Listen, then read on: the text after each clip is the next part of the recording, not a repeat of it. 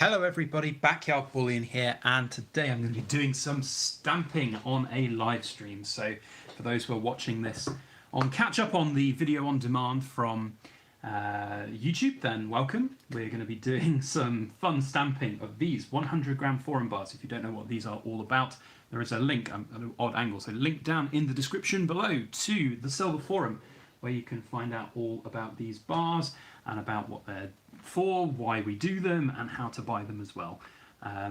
Otherwise, I'm just going to crack on and get some stamping done in a moment, but we're going to wait for a few people to come in. A little bit of an impromptu live stream. We don't do that many of them. We did have a little run of them a couple of months ago, but just so busy. Life, I'm sure all of you guys out there know, but life gets in the way sometimes, and it's very difficult to keep up with everything that goes on, whether it's work, play, or just house and home life. So got a few people coming into the chat now already. Got Yasin Ankit, the Welsh Silver Stacker. Hey buddy, how are you? Long time no speak. Hope you're well. And Adam as well in the chat. I'm sure there'll be plenty more of you that come in as we go throughout the video. It's a really laborious task that I've got ahead of myself. I don't know if you guys have seen, but below this tray of 100 gram bars is an even bigger tray of 100 grammers. We've got 175 this year, so we've increased the mintage just from the sheer demand that there's been in the past. We've had loads of people let down from basically just waiting lists and things like that, so we've increased the mintage a little bit to try and accommodate for that. But we're basically today going to be doing 6 individual chops or stamps on each bar. I'm not going to do them all on this live stream, it'll take a long time. It's going to be N, O, and then a dot, and then the serial number in 3 digits, so 001, etc. And if you do the maths, that's 1,050 individual stamps that I'm going to have to do over the course of the next couple of days. So it's by no means an easy task, and as you can see, we've already got a lot of the stamps done on these already. These are the difficult stamps, these are the big stamps. The little ones, the letters and numbers, 99.9%. Confidence rate of getting those right, but these sometimes are difficult to do. They might not be, the big one in the middle is the trickiest one of all. These are the ones where it really could just jump.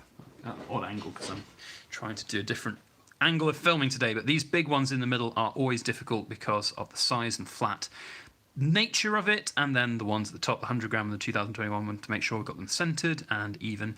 So I do those before and I send them up to assay, and then the 4 marks you see at the bottom, those are the assay marks, and those are the ones that the assay office put on our bars, and those we pay for, and these are the large feature marks, and they are not cheap to have put on. So I obviously want to make sure everything is as good as possible before we do. So yes, we are going to start stamping momentarily. Just going to wait for a few more people to come into the stream. We've got Red Light 34. Hello everybody from the crane. I don't know what the crane is referring to. Maybe you're sat up a big crane at the moment working. That would be interesting. So I've got all of my stamps, I think, that I'm going to need. Just need to find the letter N. There it is. This is a little top tip for anybody who is stamping silver or stamping anything on a regular basis. Make yourself or get yourself one of these little blocks here. I just made this myself.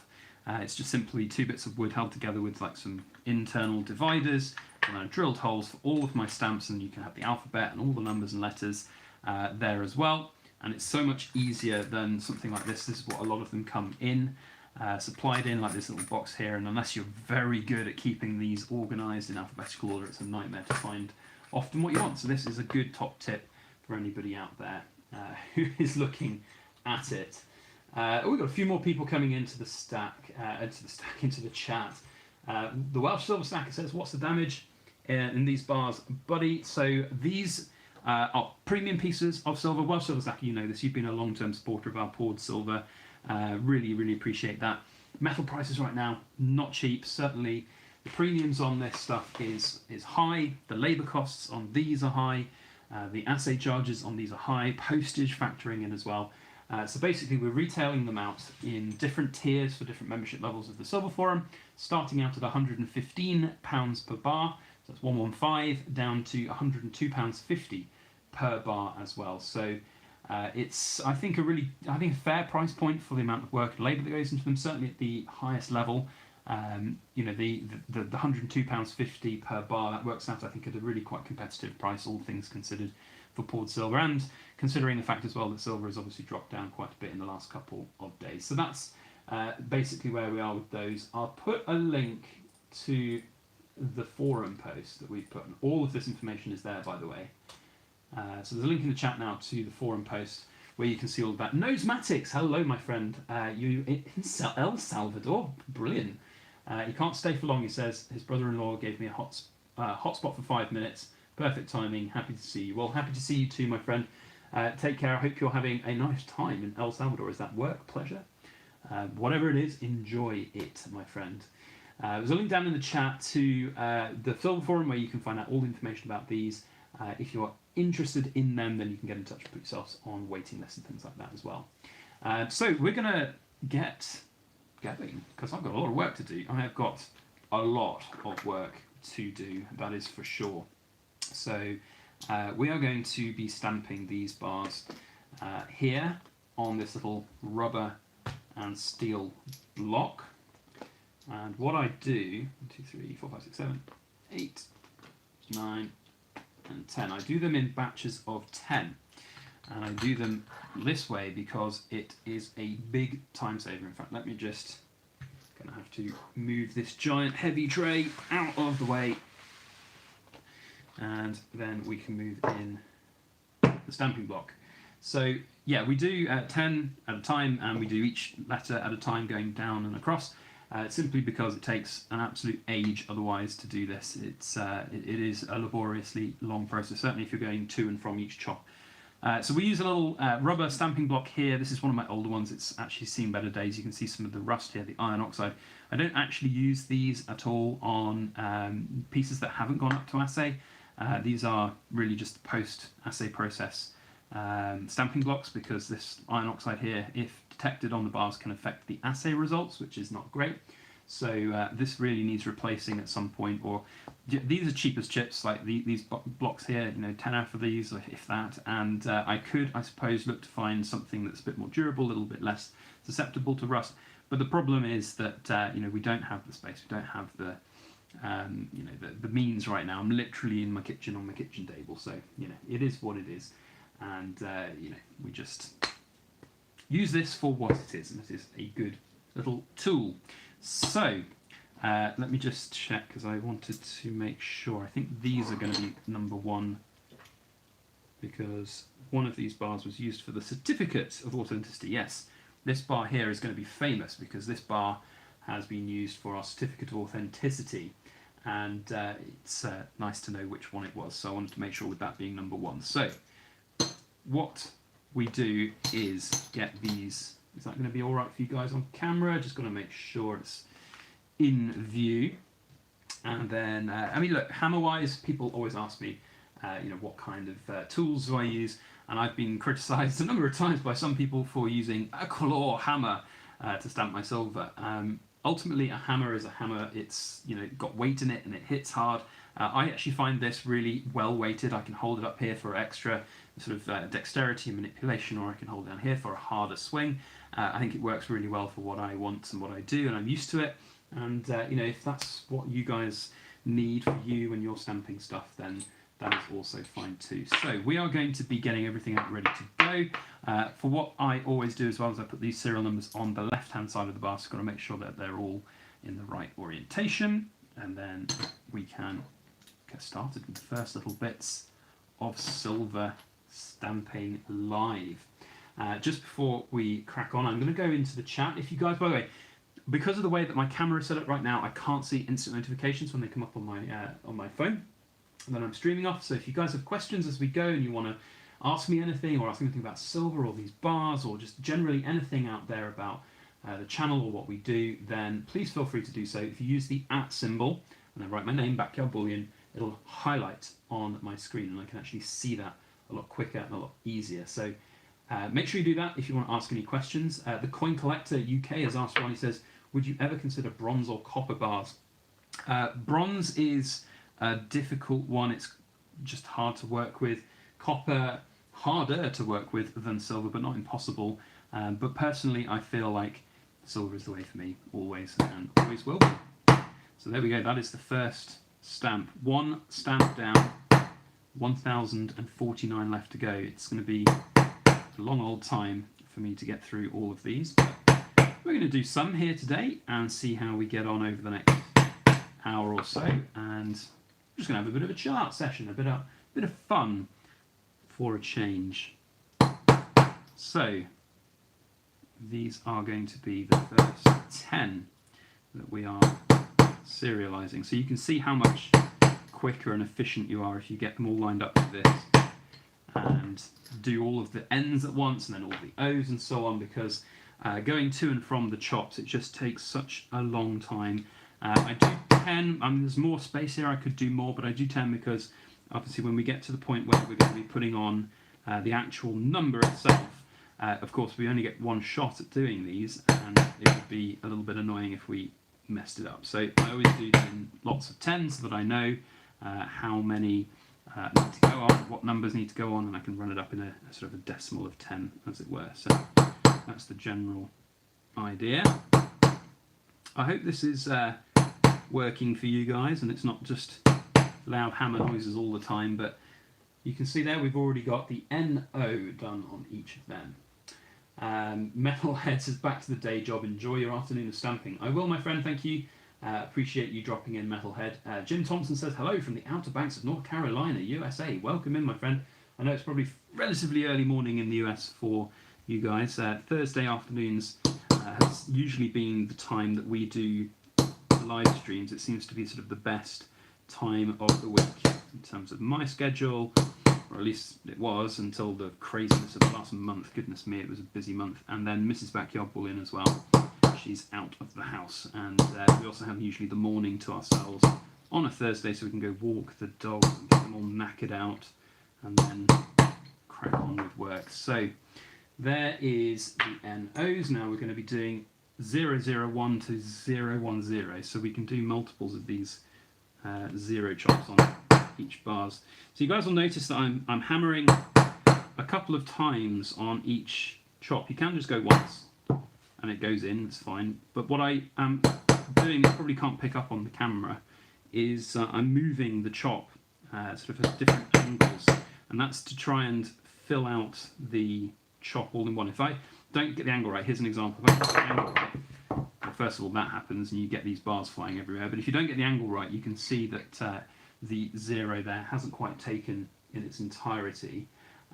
So what I do is I move the chop around in different angles such that it will then take the whole thing, and also it's a little bit more stable for stamping on this little thing here. Sometimes I'll get like a rubber band out and I'll put those around the bars to stop them flying everywhere, but shouldn't be too much of a problem. It's more of a problem for like the 1 ounce bars.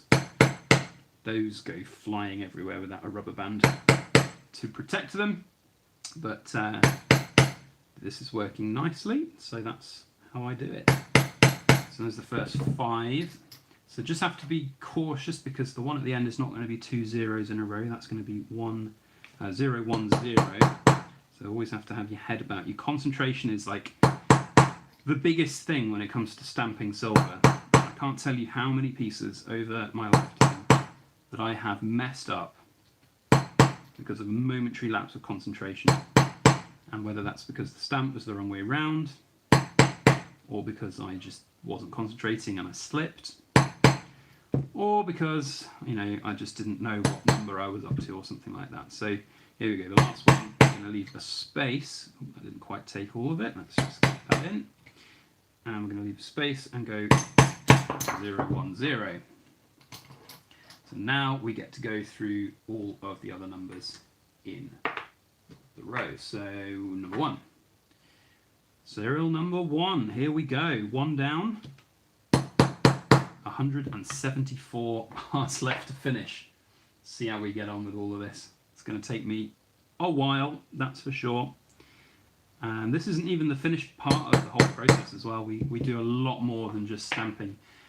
After we're done with these, it will be very much a case of cleaning them all. So they'll need to have I always give them a run through my, what's it called, ultrasonic water bath cleaner to get off any dirt and grime there are some, I think I've cleaned the majority of them off, so I can't really show you one, but there's some bars that have got a little bit of the foam peanuts that they were packed in. Some of that can sometimes get stuck to the bar, so things like that will come off.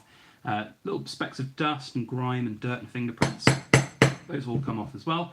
And then we give them a polish, so literally blood, sweat, tears, and everything goes into these bars. So that's number 6, and then we can turn the chop upside down and just save a bit of time. Go to number 9. Make sure it catches the whole number. There we go. And then number 7. 007, the James Bond bar. I know the owner of that bar was very insistent when I started this series back in 2017 that we would have the serial numbers in 3 digits because he wanted to have the James Bond bar 007, and he's taken it up every single year since. So a big thank you to him. So there we go, there's the first 10. So I've only got to do that like 16 more times and I'm done. So it's going to be a while. Let's head back to the chat and just see who's in there now. We've got, let's just scroll back up a little bit. Jim Thompson was the last one I think I mentioned. So Ian Bird says, how much are they? I couldn't find them on the Silver Forum. Ian, I've just put a link back into the live chat once again. They are 150, they start at £115 each for these bars, and then there is also discounts available for paid members of the forum. So that's the kind of general information you need to know. Stephen Tyler says, would you ever make a video on how to make the most of the Silver Forum website? I just can't use the website. Well, Stephen, it's a fairly easy website to learn. I mean, there's not a great deal to say, really. I suppose, you know, the intricacies of the trade section is... It ultimately comes down, Stephen, to how much and how often you're going to be logging in and looking at it and just getting used to it, because as with any kind of service and website and process, you know, there's always going to be a learning curve to these things, and I would say it's best not to dwell on some of the complexities. Find out what works for you best, what is interesting to you in terms of content, how to find people. I mean, maybe I'll look to do something like that, but we'll see how. I mean, it's just difficult to really communicate to everybody about exactly what they want to know. J-Boat's Silver Stacker UK says, long time, great to watch you doing what you love. Thank you, my friend. I really do genuinely love this. It's an interesting point. You know, somebody said to me the other day, one of my very close friends who knows what I do, said, is this something that you're happy with still? Is this something that you enjoy? And, you know, as a job? And I'm like, this isn't a job. He's like, what do you mean it's not a job? I said, well, I love what I do. It's not a job. I don't view it as a job. I view it as just part of me now. It's part of what I do and how I do it. So, yeah, it is pretty fulfilling to do that. We've got California Love coming in from Sean Pugh. If anybody who's joining the chat now, by the way, have any questions or anything you want to ask and talk about, then please feel free to ask in the chat. You can use the @ symbol to grab my attention. That will highlight my name. If you go @ and then Backyard Bullion, it will highlight my name in the chat and I can get to your questions. So we... the Coin Collector UK says, how do you get the silver to make these? Well, I buy the majority of my silver still from Europe, actually, of all places. The dealers in Europe are actually cheaper than the UK dealers, even with the import taxes and you know, extra fees. If you buy in bulk, anyway, if you buy in just 1 or 2 ounces worth, the Royal Mail fees or the FedEx international processing fees are often extortionate. But you know, from bulk, generally speaking, I found that the European dealers are still cheaper premium-wise. So that's pretty much how I'm working on those side of things in terms of supply. And yes, I do use shot. I think OG Bricks mentions that he uses buffaloes. But no, I use shot. That's what I do. Sean Pugh says it's 6:30 in the morning. Goodness me, that's early. I know it's never ideal for anybody in this world, wherever I stream, whatever time. But it's good to have you here first thing in the morning, my friend. Matt McKenzie, McCursey, I should say, is how is buying from overseas like me? I live in Canada, but I would buy some if it was economical. Well, Matt, we obviously got to factor in international shipping. There's no sort of two bones about that, unfortunately. All of the information on international shipping for these bars is in that link to the silver forum. In a nutshell, it's £12.50 as international tracked shipping, and that's pretty much flat rate worldwide. If there are extra bars available at the end of the pre-sale process, that's going to be for the next sort of 2.5 weeks, then we can look to add additional bars in, and that would then of course qualify for things like free postage from us, and also potentially savings in terms of, well, obviously savings in terms of, you know, if you split the postage between 2 or 3 bars, then that's going to be a lot cheaper per unit. So it is possible. We have a lot of people who buy from the US and from Canada and from Europe as well, so it's not impossible, but it is of course going to come down to the cost of things, for, as with everything in this world. So Welsh Silver Sacker says, find a job you love and you'll never work a day in your life. I completely agree, my friend. That is a very good sentiment. OG Brick says, ever watch Big Stack D casting? He uses a devil forge to make copper, brass and aluminum ingots and coins. Yes, I do. I'm a big fan of Big Stack D. What a channel, what a guy, really fun. And I watch and I'm mesmerised by some of the magic that he does. So yeah, for sure, he's great. Not really a process that I am going to use or follow for myself. It's very much down to each individual, what they want to do in terms of you know, risk. I'm not really too bothered about going up in size. You know, pouring a kilo of molten metal is scary as hell. I can only imagine what pouring a couple of kilos of molten metal might be out of one of those devil forges. So yeah, that's not going to be my life's goal to do those, I'm afraid, but certainly the silver side of things is where I want to be and what I want to do. So OG Brick says he wants to get a forge. Yeah, I know, mate. You're not the only one. I'm sure he's inspired countless thousands of people around the world. He certainly inspired me. You know, some of the things that he makes is incredible, and some of the processes that he takes after you know, creating a piece, pouring a piece and then creating it is quite incredible. Jim Thompson has asked what's the weight on Troy ounces. So 100 grams is 3.21-ish to 3.215, I think, basically. Ounces worth, ounces Troy anyway, of silver. So that's what these weights are. But we also basically say that these are 100 gram minimum. So we do actually have a little bit of over pour pretty much in every single bar. I think there's maybe 1 or 2 bars which is like 100.01 grams. But the vast majority, I'm just trying to get this hasn't quite taken, this number 1. I want to get it back on without messing it up. But yeah, so the vast majority of these bars are slightly over, so they could be anywhere between 100 and 100 and basically 105.5 to 106 is the limit of where I like to pour them. And the reasoning for that is, yeah, I could spend a lot more time continually pouring them to get them like 101 grams, but it does take a long time to do that with the method we use. We don't just chuck 100 grams in and chuck it out, because you don't get as nice results. You get you know, ugly looking graphite smitten bars, and that's not the finish that we want.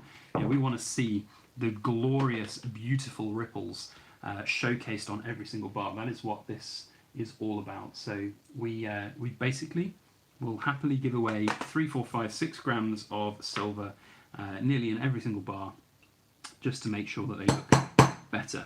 So we say 100 grams minimum, and up to about 105 or 106. Now this is going to be number 20, so we've got 11 up to 19 and then number 20, so this is 020. I'm just going to put the 0 on now before I forget, because I've done that before and then somebody's noticed, which is not what we want. Long time ago, that was the very first one. I very much now focused on the kind of quality control. There's always like these pass and fail tests that go out for our pieces at the end. You know, we want to make sure they look as good as possible, because we know they're not cheap. We know that these are premium pieces of silver, and you know, people like to have something that's as good as it can be, as perfect as it can be, and that's what we are all about. Jim Thompson says, gorgeous bar. Thank you, my friend. Well, as I said, you know, it's about the finish. It's about the way they look, the way they feel, and the energy and effort that we put into them, which I think makes a difference. So it is what it is. So we are at number 15. 15 of 175 bars to be poured. For some reason, we seem to be losing quite a lot of people in the stream for some reason. Maybe I'm not being that entertaining with my silver stamping. Maybe you guys are probably like my next door neighbours and just not very enthused about the banging noises constantly happening all over the shop. But thank you for anybody who is there, sitting there enjoying and watching us stamp some silver. It's always fun to do that. In fact, what I might do is, because I know that there are probably some people who haven't had the notification. YouTube is a bit weird at the moment with push notifications and getting things out to people. I'm just going to put a little link to this video down in the Silver Forum in case anybody on the forum wants to come and watch live. So let's go to here and then there. Let me go do that. So hopefully some more people will come in. But I'm still enjoying myself and I've got to do these things anyway, so what better thing to do than sitting here in your living room, stamping some silver and talking to yourself, which is essentially what I am doing. So I love it, it's my job, and it doesn't feel like a job, which is wonderful. So we have 20 done. We've got quite the ways to go yet for all of these. I'm not going to be doing all of these today because it's just going to take me too long. It's very much a laborious process, but it's one that's really important to get right. So, you know, beggars can't really be choosers on these things. We've got Bobby Boucher, channel member in the chat. Hello, my friend. How are you doing?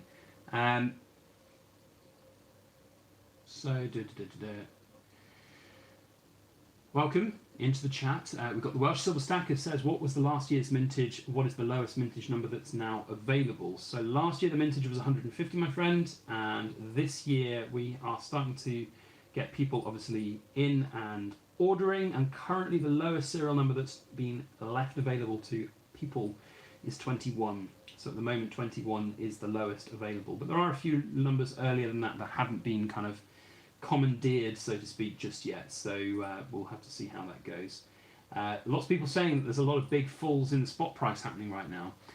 Yeah, I'm seeing that silver's dropped a little bit. It's not as low as it's been over the last couple of days though. So it's a really difficult thing, isn't it, to like you know, look at silver price constantly. I mean, I don't like looking at the live charts and all of that. It just can be a little bit like grinding on the soul sometimes to really sit there. But yeah, you know, silver's going to go down, it's going to go up.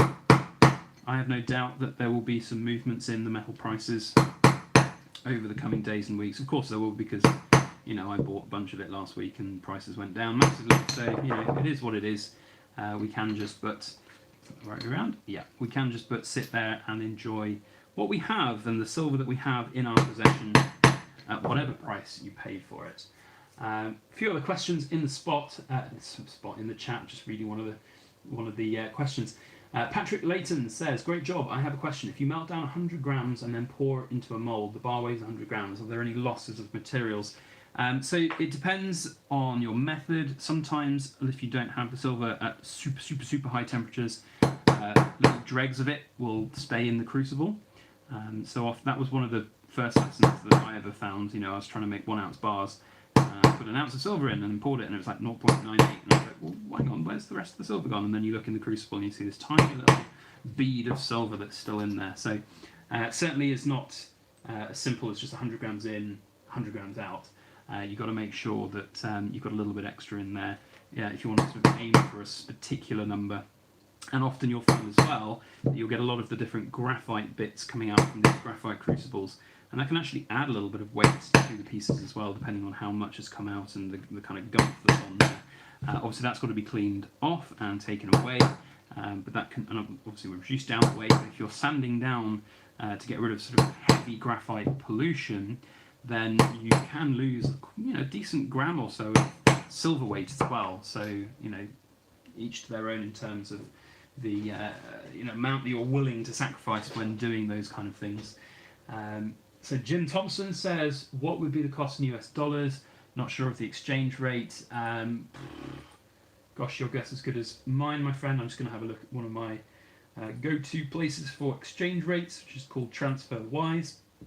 And if we do, including shipping for 1 bar, it's 127.50.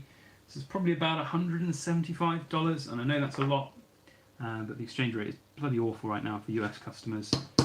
Pound is, pound is strong compared to the dollar, I'm afraid, so it is what it is. It was a lot cheaper last year for US customers, but it is what it is. Can't do much about currency values, and that's one of the reasons why we all buy precious metals, isn't it?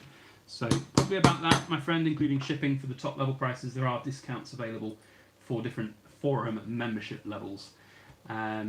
So OG Brick is saying he's buying more silver today. Well, I'm not surprised. If silver's dropping, my friend, you should go and buy what you want to buy.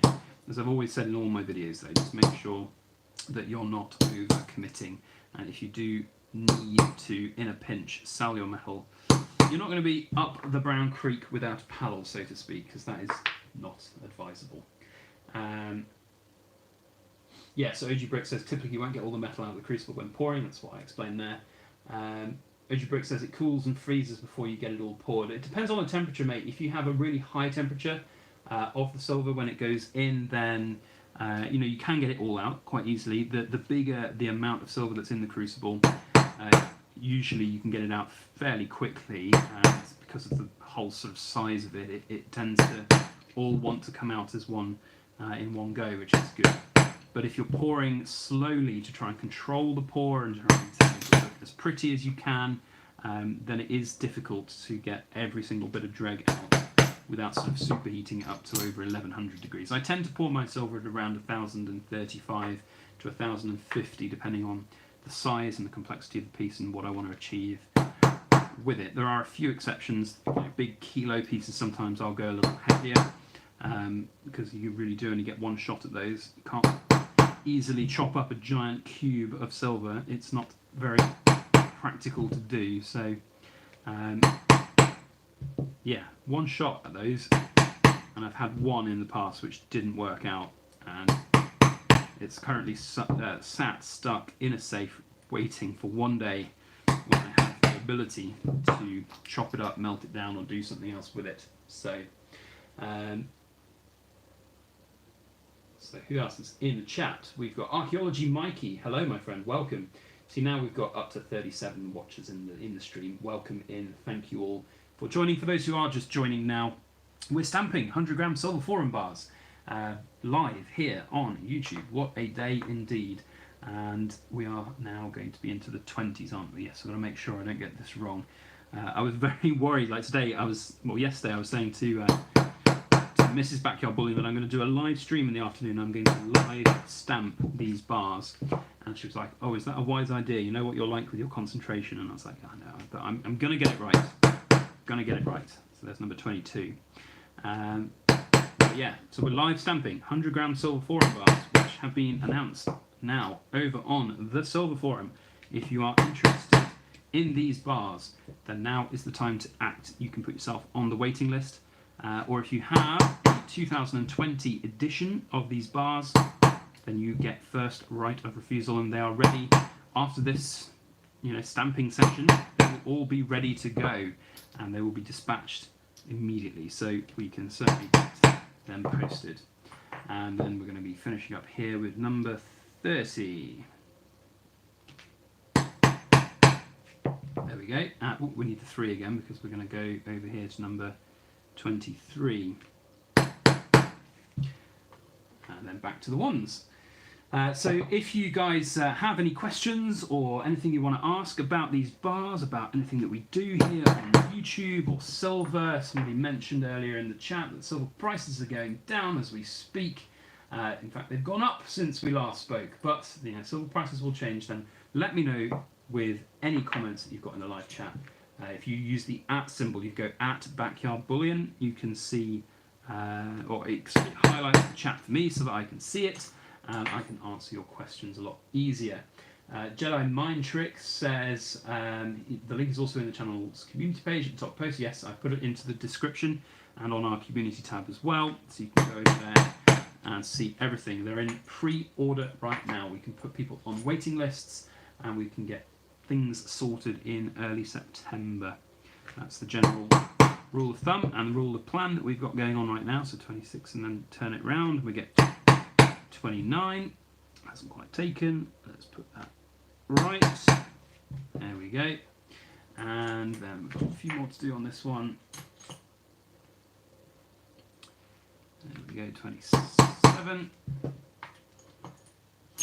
and 28. So there we have it, 30 done. And we've got quite a lot more still to do.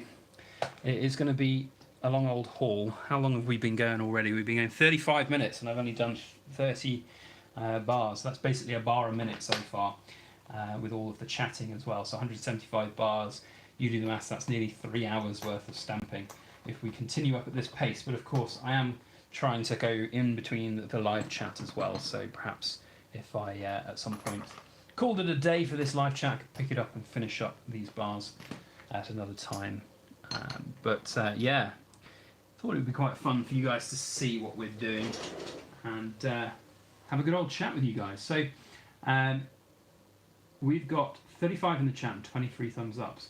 So guys, if you want to help everything we do on the channel, a thumbs up goes a long way, and it's something that helps YouTube channels actually quite a lot more than people think or expect. So if you've got the time and volition and you're enjoying what we're doing, then hit that thumbs up button. That'd be very helpful. So we are now going to be going into the 30s, so we're going to be going back to the N. And here we go, we're going for another round of bars. But the fun doesn't stop after I'm finished with the stamping. So we've actually got a couple of other tasks left to do for these bars. And one of those tasks is actually, I would say it's my least favourite of the entire kind of production run of any of these kind of products that we do, and that is the photographing of every single bar. So one of the things that I really liked the idea of at the start, and of course I loved the idea at the start, and now I've been doing it, I kind of have to keep on doing it. It's a good thing to do, it just takes a long time. But basically I individually photograph every single bar once it's all done.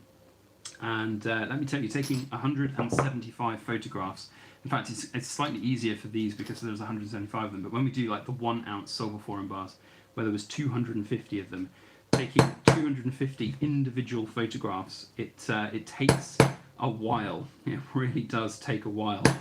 If you can imagine, even if you're quick and you do one photo every 30 seconds without fail, and bear in mind you've got to have the bar there set up, you've got to take it away, you take the old bar away, you've got to put the new bar in, you've got to put the COA next to it, angle it up, get the phone ready, press the button, and just double check that the photo's ready, or photo's okay. It takes a while. So even if you manage that every 30 seconds, that's going to be at least 2 hours for the 250 gram bars. Just sat there taking photos of bars. It's laborious, to say the least. It's my least favourite thing. But it is worthwhile doing because we've had a few people in the past who've gone back and checked our photo databases of their bars, or they've bought a bar on the second-hand market and then they've used that to verify that it is in fact my bar, made by me. There it is. It's a photo of the one that I had made, that I took. And that's really cool. And that's something I like the idea of, but it takes a long time. It takes a lot of energy to do those as well. And it's very annoying as well because I want to make sure that like the lighting, for example, is the same, and each photo looks, almost as identical as it can be without the bars being the same. So it can take a long time, and it's very frustrating with like the light changes and everything as well. So right, we've got a couple of other questions highlighted in the chat. So Backyard Bullion, or Archaeology Mike says, Backyard Bullion, are they starting to make you wear masks in your area? In some US states, they're making us wear masks again. It's optional here in the UK right now, so I essentially will happily not wear a mask if needed. But if somebody asks me to put on a mask, or if I go somewhere where somebody politely asks me if I wouldn't mind wearing a mask, I don't really have a problem with that. I'll put a mask on, and that's my mantra on things. You've got to remember, it's not law to put on a mask, but respect other people, and respect how everyone else wants to live their life is my mantra. And ultimately, it doesn't do you that much harm to wear the mask, but if it helps other people, then that's fine. But given the choice, of course, I wouldn't want to wear a mask, and a lot of the time I choose not to, but I will when needed is, I guess, my answer to that. I don't really want to talk too much about mask wearing and COVID. Hopefully we're going to be coming out of things in the not too distant future. We'll see how it goes. Jim Thompson says he has to run, but he's enjoyed discovering the channel. Best of luck. Thank you very much, my friend, for joining, and I enjoyed having you here as well. So right, we are in the 30s, so this is going to be, actually we can do another 0 over here. There we go, this is going to be number 40. There it is, and 3s. Don't Feed the AD has a question. He says, when do you think the Royal Mint will release the 3rd Great Engraver's coin? Good question. I don't know, and I am looking forward to it when it does happen, is the answer. So I think traditionally, or the first one, the Una, wasn't it November time? And then it was like supposed to happen again in November, but then the 3 Greatest happened in like January. So it could be this November, it could be January 2022. I personally think it will probably be early next year, like January, February again. And as to what it will be, well, there's a lot of speculation out there. There's a lot of people who think it will be the Gothic crown. And let me tell you, if it is the Gothic crown, that is going to be super popular. And I'm not just talking like popular, I'm talking like there's going to be an absolute mad run on flipping markets. And if you can get in, and if you can get one, it will be a big money maker. That's my opinion. It's not financial advice. As with everything we do on the channel, it is not financial advice, but yeah, I do think that the next one is going to be a big one. And that is going to be interesting to watch. So 31, 32, 33, 34, we're going to be going here with the 4. So, Archaeology Mike says he's going to get so I'm going to go and get a job soon so I can get some more coins. Good idea, my friend. There's nothing like having a job and regular income. Well, Silver Stacker, my friend, thank you for dropping in. I appreciate it, my friend. Have a good one, and we'll see you around for sure. Good long supporter of the channel, Welsh Silver Stacker. Really nice to see you again, my friend. So we are going 31 up to 39 now on these, and then we'll see where we are. Well, Silver Stacker says, if you need anything direct from the mint shop, you know you just got to ask, and he'll go there for the Gothic crown. Yes, mate. If I were you, if you get the heads up of when it's happening, just go camp outside, mate. Go and buy those pieces. Goodness me, those are going to be good. Love to go there. Again, I've been to the Royal Mint a couple of times over my lifetime. Once when I was a lot younger, and then once a couple of years ago after we'd done a little bit of what we do, but it was you know, just as a general member of the public, not any professional capacity for filming or anything like that. And one day my bucket list is to be able to do the VIP tour that they've got, and if they are willing and able, maybe do a little bit of videoing in the Royal Mint. That would be pretty epic, wouldn't it? But we'll have to see. I can imagine that being quite the lengthy process to get all sorted, and you know, be in there doing those things and filming and, you know, vetting what comes out at the other end. It will be a lot of work, that's for sure. So we have got quite a few done. Now we've got 40. So here I'm stacking them in a big row on this tray. They look really cool when they're on their edges like this, all the way up here, and it's pretty. Oh, it's pretty cool to do that. I absolutely love it. Well, Silver Stacker says no chance of videoing. I've already asked. Yeah, I'm not surprised. I mean, yeah, it's like VIP tour is meant to be VIP for a reason, isn't it? It's meant to be so that you can't like just show everybody what it's actually going to be. And yeah, I get that. I understand that, but we certainly do some filming and do some things, and hopefully they'd be willing to do some of that, but we'll see. HVAC Residential Basics says, what's up, y'all? Listening to the show is a drive to my next call, 30 minutes away. Well, thank you for joining in, my friend, and I appreciate you stopping by. Oh, that is a heavy tray of silver, for sure. So we're going to do another 10 of these now. Don't Feed the AD says, do the Royal Mint sell new releases over the counter and in person? If so, do you know if they have priority over internet sales? Yeah, I think they do. And there you go, Welsh Silver Stacker is still in the chat, and he confirms that, and I pretty much have always known that, because over a long period of time, some of the big releases that come out, you'll see instantly somebody selling them on eBay, and they'll have them in hand almost like an hour after release, and you're like, how is that even possible? And then you look at the item location, and they're based in Cardiff or in Wales somewhere, and they've obviously just popped into the Royal Mint and either picked up their order. I think I don't know if you can do kind of click and collect, so to speak, with the Royal Mint, but certainly some people have been able to get hold of theirs really early on in the process, so definitely possible. Archaeology Mikey 007 says, does the UK mints have the same problem like the US when they release new silver and gold bullion? Because in the US a lot of people have a hard time getting them from the US Mint. So I've heard a few stories of people who've had issues like with their orders being cancelled, or they place the order and then for some reason it's not being processed.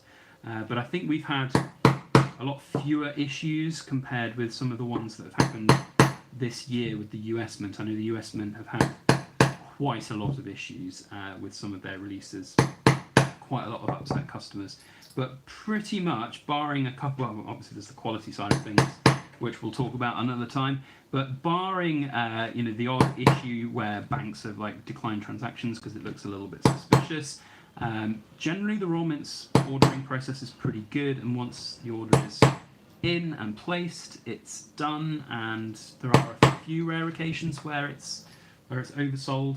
I've never really understood why a product can be oversold, so to speak, on the Royal Mint's site, surely, or any site. Surely you've got a certain amount of product, you put the stock in, and then job's done, isn't it? Surely, but yeah, I get that there could be some people who place orders at exactly the same time, and it gets confused or whatever. But ultimately, I hadn't really experienced too many issues in physical ordering. The biggest problem is finding out when to order. So when you get the things like the Great Engravers series, those you have to be really on the ball, and there's a queue system that usually comes in for the Royal Mint's website.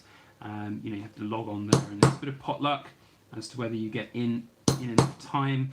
So earlier this year with the 3 Graces coin, for me, I didn't get in fast enough. Within 4 minutes, almost the gold versions were completely sold, and so I had to settle for a silver. So it is possible to have issues, but generally it's not as bad as what I've seen from the US Mint, some of the horror stories that I've heard there. Lisa Shaw says, keep your eye out on the Perth Mint, fantastic new releases coming very soon. So yeah, I think it's a sort of similar thing for most mints around the world. They've always got a fine line to draw as well, especially for releases like the big 3 Graces and so on, because they're going to sell, like, no matter what. They're going to have a complete sellout of those, and a lot of the time they don't need to do this like extra leg marketing or email blast marketing to get these things done. So signing up for the newsletters is often a little bit redundant, because by the time you maybe get that newsletter, or by the time somebody's felt the volition to actually send it out, all of the products will have sold immediately. But I do notice that the Royal Mint will send out blasts early, and inform people of things that are coming when they are not going to be super popular. So I think the Royal Mint know that there are certain product lines that they kind of have to do, or they're committed to do, that aren't perfect, that are not popular, and a lot of the time some of the products that are left at the other end are probably just melted down and reused, to be brutally honest. So Royal Mint wants to sell as many of those as they can to get the profit out of them, and then away the silver goes back, or the gold back into the furnaces for them. I think that's pretty much how it would run, and that's the same for most other mints around the world as well. The sort of level of marketing that they feel that they need to do is often fairly minimal, because the demand on a good product will just speak for itself, essentially. So this is going to be the 40s, and this is going to be number 50 at the end here. There we go. So Welsh Silver Stack says there's definitely no click and collect at the Royal Mint. Yeah, we sort of, I guess that really. And then Archaeology Mike says, when you buy the new releases at the US Mint, the Mint sometimes think you're a bot for refreshing and trying to buy it. Yeah, I mean, there's loads of different people who've had different tactics of how to buy at the right times and how to do things, different ways of trying to get at the front of the queue. I've never found any of those to be, of my. I just don't have the time to energy to work these things out. I just sit in the queue. If I get there, I get there. If I don't, then I don't, and that's also fine too. But if you get in early and you get these beautiful products, then very lucky. It's 41, 42, 43, 44. The double fours go on, and then got to get it the right way around. That's one of my biggest annoyances whenever I lose concentration and I get a stamp the wrong way around. It's one of the most annoying things. Of course, for something like a 0, it doesn't matter quite so much, but for other numbers, it is a mess. And I have not got any reserve bars. These are the bars, so if we do get one that is messed up, it's going to be a rare backyard bullion mint error, I guess you could call it. Hopefully we're going to get it all just fine and we're not going to get any major issues, but some of my early pieces have had stamping mistakes. Roy Lagdon in the chat. Hello my friend, how are you doing? Good to see you. It's good to be back doing a live stream. It's been a while since we've done the last one, but life has just been super busy. We've got things going on all over the shop, in the Backyard Bullion household, in the world, in life, and everything. Too much to even talk about in a YouTube video. And one day we'll be able to share all of the information about some of the work that we've been doing over this last couple of months. But goodness me, life certainly sometimes does get in the way of best laid plans, is all I will say. But what I will say is, don't worry, everything's great. It's great to be busy. It's good busy. It's like life is good busy, but just didn't have the time or energy, and that was one of the big things, the energy to do live streams for a while. And I'm sorry for that, for the people who were enjoying them on a regular weekly basis, but it was just starting to get a little bit too impractical to do. So we'll maybe do a few more regular ones at some point, but for now we're just enjoying a little bit of silver stamping, chilling out in the afternoon. I've got quite a lot of this still to do, and we're at 50 bars in. Let's see where we're at the time. 52 minutes, so I'm getting in at around 1 bar a minute all told, which is a lot slower than I would normally do. But we're talking to you fine, wonderful people here on YouTube as well.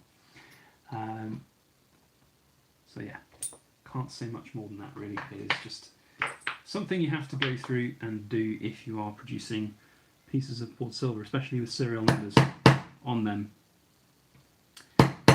But I'm super excited to still be able to do these bars and to make them for the Silver Forum. So for those of you who are watching and are interested or want to find out more about the long-term relationship that we've got with the Silver Forum, and before anybody asks, I'm not the bloody owner of the forum.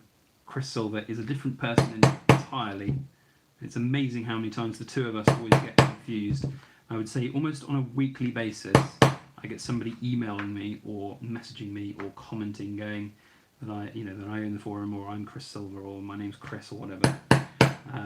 So no, we're not the same person, I'm afraid. Thomas Gregg says, "Hi, why are you number stamping these silver bars?" Because, my friend, we're putting serial numbers on them.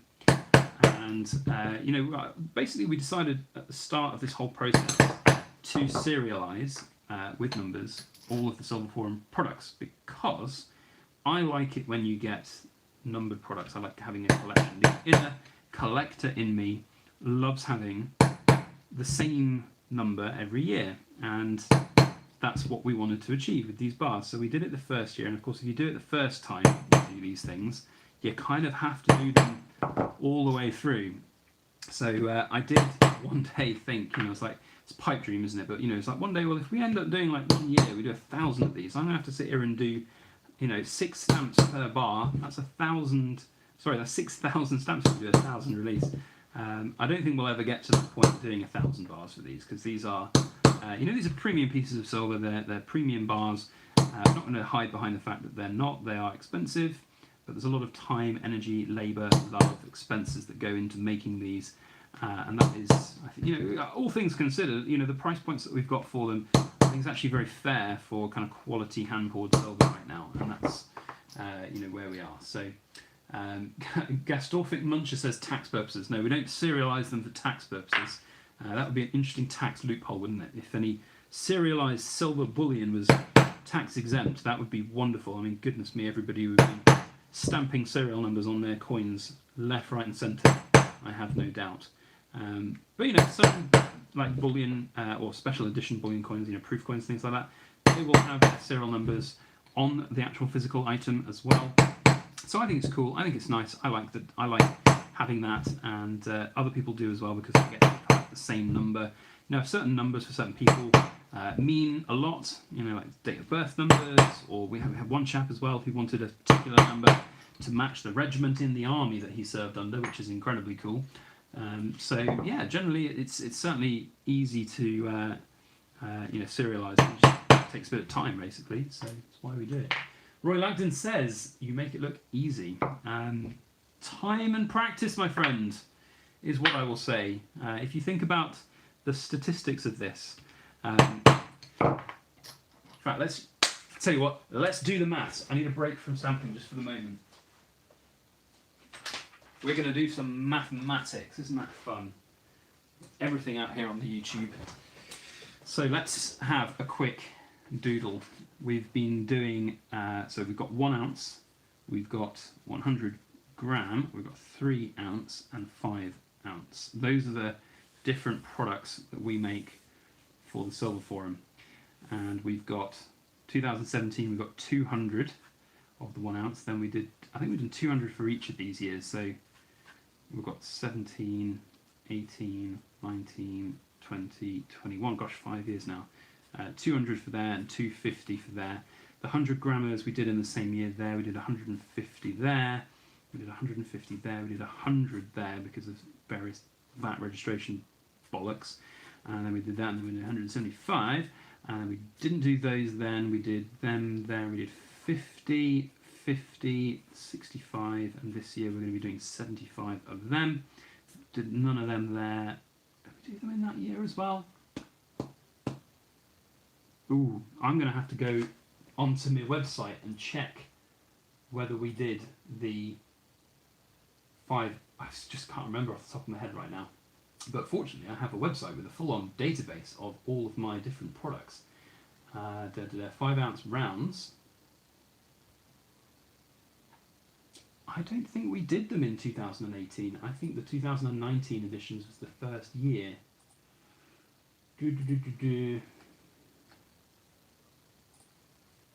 Anyway, it's not very much if we didn't, so I don't think we did. So 25, 25, and we're going to keep them at the same 25 this year. So when you do all of the maths, I was reaching for my phone to get the calculator, but I'm streaming off my phone.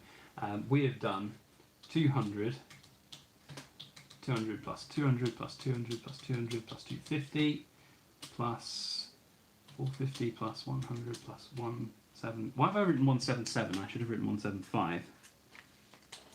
175 plus 50 plus 50 plus 65 plus 75 plus 75. So we've made 2,090 Silver Forum products. So yeah, that's a lot of Silver Forum stamping. 2,090, and we haven't made quite all of them yet, because we haven't stamped all of them. But at 6 stamps per one, you're talking quite a lot of stamping that I've done, and that's just the Silver Forum stuff. So yeah, interesting to really see where it is in terms of the volume there. Gosh, quite staggering really. Right, now where were we? I don't want to mess this up. So we're in the 50s, I think, for this one. So let's go back and finish up this little row before I forget. So here we go, 51. Hope you guys enjoyed that little interlude of mathematics. I think I might have lost quite a lot of you because I'm only down to 22 people in the stream now, which is probably indicative of the fact that my waffling about mathematics and adding up how many silver forum products we've made over this lifetime. But anyway, Gasdorfic Muncher says, do you make replica pirate ship coins from shipwrecks? Not really, no. We've got a couple of like nautical and pirate themed pieces, molds that we can use, but there are plenty of other people out there who do much better jobs at like 3D casting or like proper design casting of things. So perhaps looking at those. I remember there was a chap called Ollie's Silver Bars who did some incredible work on some like proper good looking pirate coins. But no, I don't have those, unfortunately. I'm not able to do them. 2,090 products works out in many ounces. So Button Basher, you want to go back to the maths? Let's go back to the maths. So we've got what we've got here, 1,050 ounces there, so that's easy. So 1,050. Let's get this on camera for you guys. So we've got 1,050 ounces for the 1 ounces. So here we've got 450, 550, 550 plus 175, so 725 times 3.21. That's 2,327 ounces, give or take. And then we've got 50 plus 50 plus 65 plus 75 times 3. That's 720 ounces. And then we've got 75 times 5. That's 375. So that gives us a total of 2,327 plus 1,050. 472 ounces worth of silver forum silver products that I've sold. That is quite mad. Woo! That's a lot, actually. Gosh, when you look at that, 4,000. Nearly 4,500 ounces of silver forum products. In fact, we've got to add in, there's another little line of products that we did as well.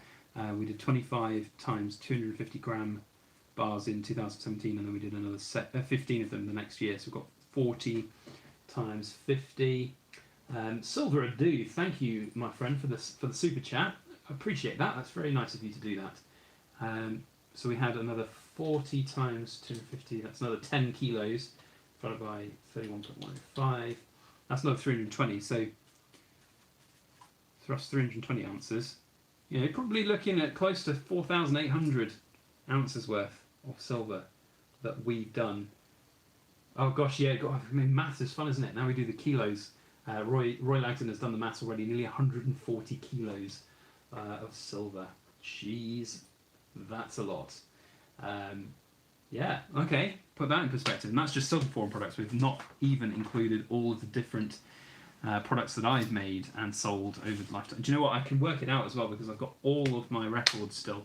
Got every single one of my accounts and things done, buttoned down, everything. So I can look back and I can find every order or a record of every order and how much has actually been sold. And I bet you that's going to be an interesting statistic. I might actually do the maths on that one day.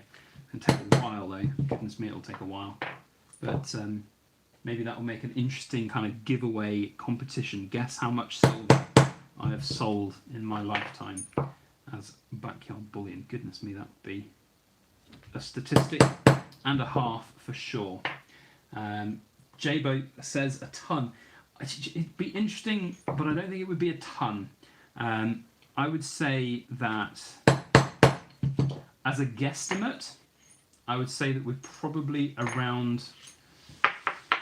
See, these take up so much different weight though. We've done so many other kilo products. We've done like 30 different individual kilo pieces. I don't know, it's probably close to half a ton.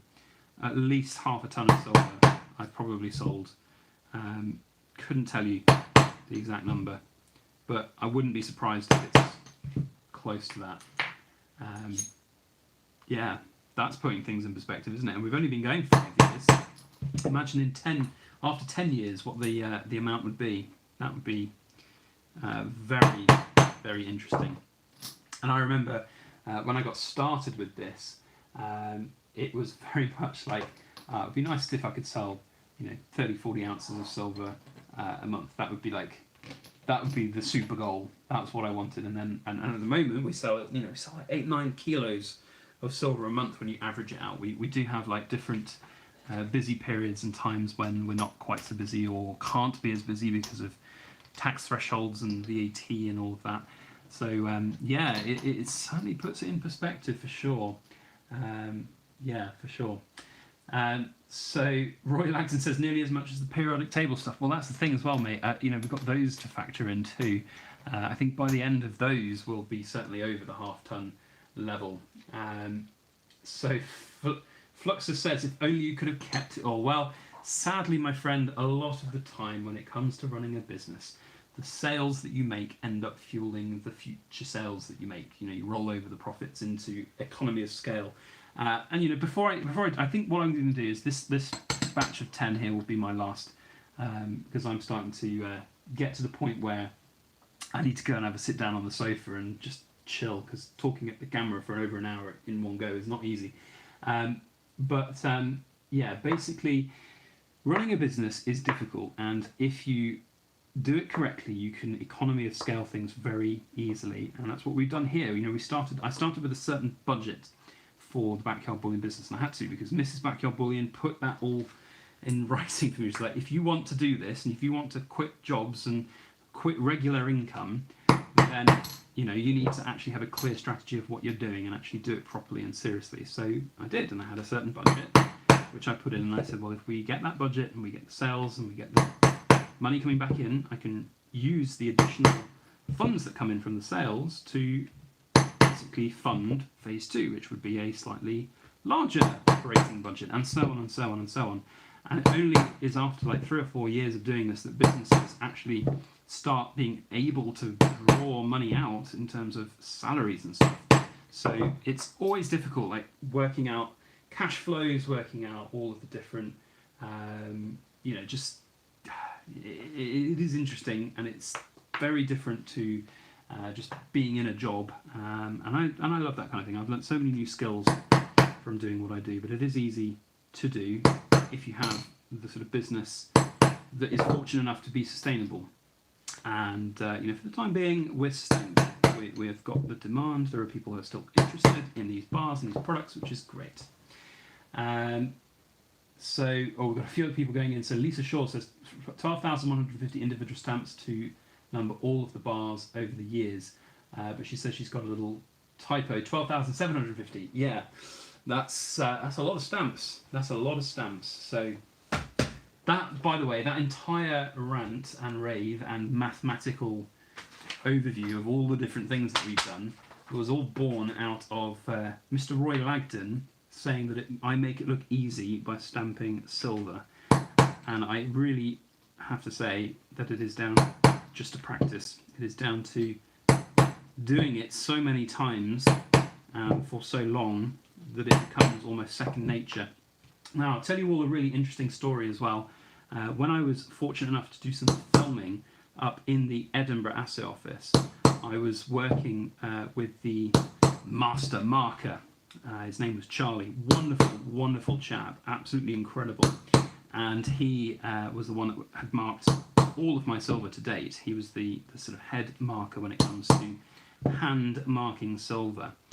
And he's been a jeweller and a silversmith his entire life, and obviously working in the assay office as well for a very long time. He's been in the assay office for 35, nearly 40 years, I think he'd said, and working with metal and doing everything that he does for longer than that as well. And he basically, I watched him work, and he can put these hallmarks on these bars. So these 4 little marks down at the bottom of these bars here, he can put these on in super prompt, quick pattern. He can work his way through 250 bars like we were doing with the 1 ounce ones, and it would take him, it could take him 10, 15 second one shot of these. What happens if you get it wrong? It's like, I don't get it wrong. So how? It's instinct. It's just like everything about it is instinct for him. And I was watching him of just the subtleties of his hand movements, of how he was picking up the stamps, and the certain stamps like this one here. I know it sounds strange, but this is probably the most used one I have, the 0. But you see the top; it's been like indented in, and I can feel now. I can almost feel which way it has to be for it to be real. There's this lip here is bigger than it should be. So when I feel it there and it's too sharp, I know that's wrong, but this one is nice and smooth, probably because I'm doing this all the time with my fingers. It's just strange little things like this that actually get you, you know, to actually have this like instinct for it, which I find fascinating, and that only comes from experience. There's no other way of doing it, I'm afraid. There's no shortcuts to learning this stuff. You just have to put the time and energy in to really get it done. And that's why I say, for anybody who is looking at starting out stamping silver or making their own products and want to stamp silver, just get a couple of lumps of stuff that you don't mind if you mess up on, and just go to hand, just like literally practice. Just cover a blank piece with hundreds of different stamps. That would be my recommendation to all of you. So, right, we are nearing in to the last couple of stamps that I'm going to do today, and then we're going to wind down and finish the old stream. So these are definitely number 60s, yes. So we're going to go in here for the 6s.